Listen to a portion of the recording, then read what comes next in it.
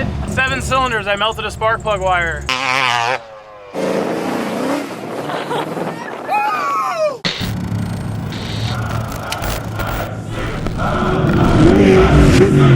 What's up, dudes? This is a very special Pismo edition of Built to Destroy.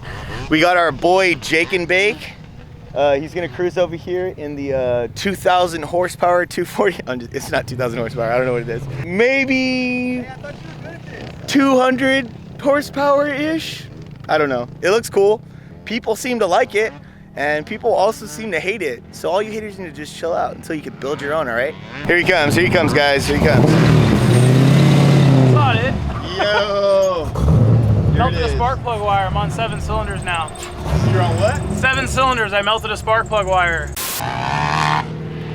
The one and only. Jake and Bake.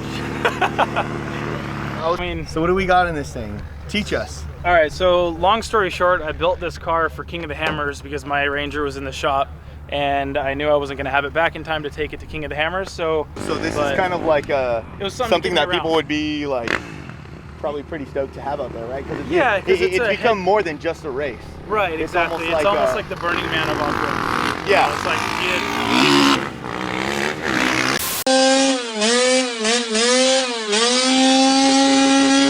So I guess that's what happens when you're filming just in the middle of Pismo. It's all good. 450s just ripping. King of the Hammers is basically, like you said like Burning Man, like a big old off-road festival. Yeah, I mean 100,000 people get out there and you see all kinds of crazy builds, and my idea was to make something that I could use to get around that would turn heads, and that's pretty much what it did. So it's a 97 Nissan 240SX with the JDM Sylvia front clip. So this now has a cast iron block 5.3 out of just a regular Silverado. So it had a built aluminum block 5.3 in it when I bought it. That's what was going to be in the drift car, but I actually bought the whole chassis just for that motor for my truck. So that's going in the Ranger. Nice. So I picked up a junkyard 5.3 and stuck it in this. So for those of you out there that don't know, we met Jake with his Ranger. That's how we know Jake. And he started rolling out to a bunch of trips with us. Barstow and a bunch of trips. And from there, dude, like, I don't know, man, we just like, I guess you could just say clicked. Freaking goes hard.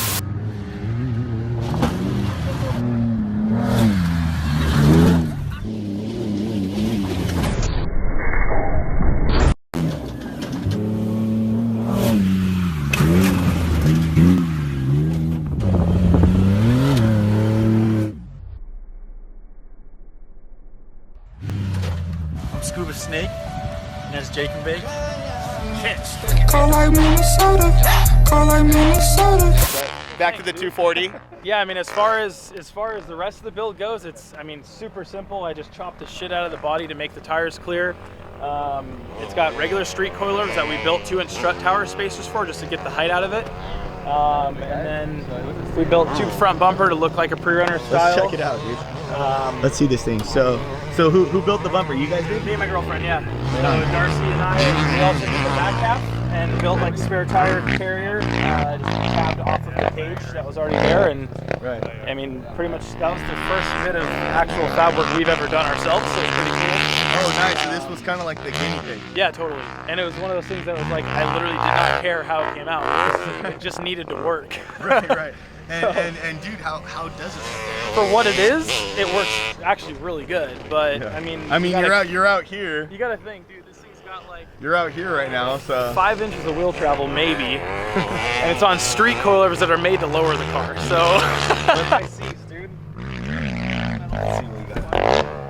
All right. Okay. Street coilovers. So as of right now, it's just it's pretty much just a stock suspension wheel travel in the front.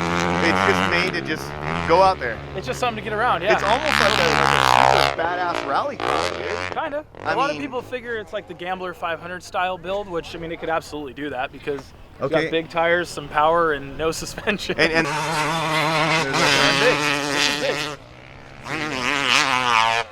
That's big. Nice. Yeah. What kind of feedback are you getting from this thing? Oh, like what are you hearing from people? It's wild. badass. It's a little bit of both. It's kind of like people think it's crazy. They think that it's cool, and then there's other people who are like the diehard car JDM guys that are like, dude, I can't believe you cut in half a a real Japanese front clip, and I'm like, hey. You're like, hey, dude, I'm just trying to have some fun, right? Yeah, just something different, you know. And so the hate and love is real. definitely. Very cool, man. Well, I mean, this is a badass more little love than build, hate. man. more more love than said. hate. Yeah. Let's check out the rear of this thing. So you guys built this bumper too, right? Yeah, so we built the bumper. It's actually got like a full back half inside. You just can't see it because it's under the trunk. But okay. We built like an X-braced back half to hold the 2 spares. Chopped out the trunk, the bumper, pretty much everything underneath. Okay. It does still have the factory fuel tank. So let's check this guy out. Front. One sec. Sending it, dude. Solid. If you want, I can open it. Yeah, let's check it out, man. Yeah, go for it. Let's see it.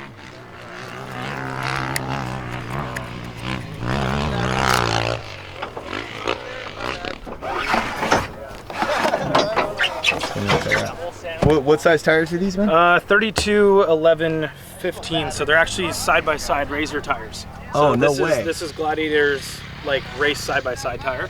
Dude, that's wild, and it actually works out pretty good. Yeah, it's perfect because they're not too wide. Right. So it's cool, definitely. Dang, there's some mean tread on this thing, dude. Yeah, they're aggressive for Very sure. cool. It's the same mud. It's actually the exact same pattern as what I had run on my Ranger, but it's a 37. Oh, right on. Just mini version. Very cool. So, very cool. So what's going on back here? So you can see basically off the roll cage, we tabbed onto it and built this like back half here with the full X-brace. It's tied into the frame underneath. Okay. To hold the spares, and that's how we tied the rear bumper into it also. Okay, nice. And So this is not looks. This is straight to the frame.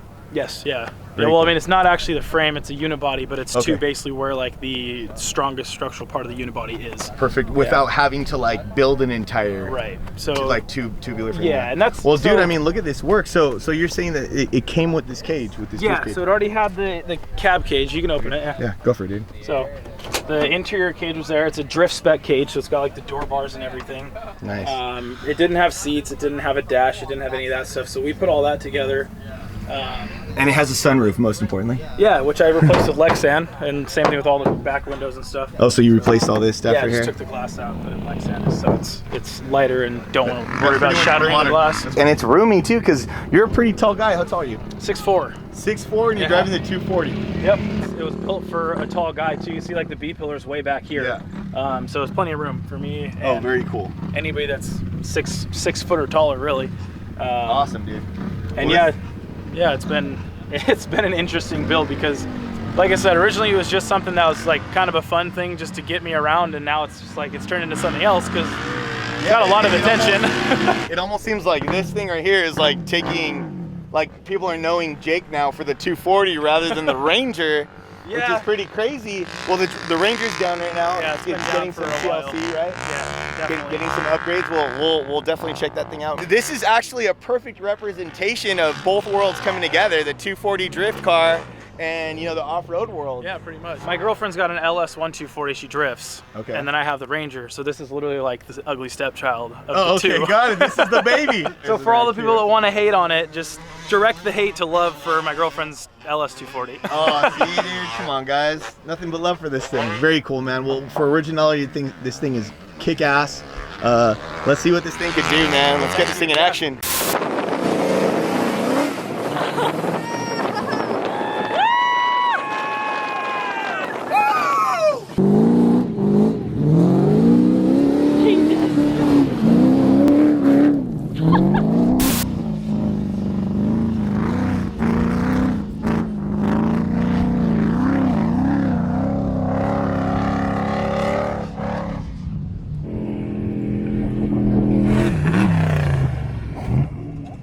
You want to drive it? Yeah, I want to drive it. It doesn't really shift.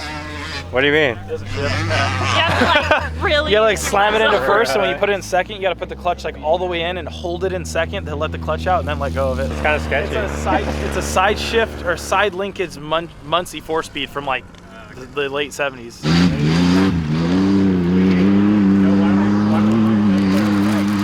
Pop Tarts, dog. Are they good? We gotta get like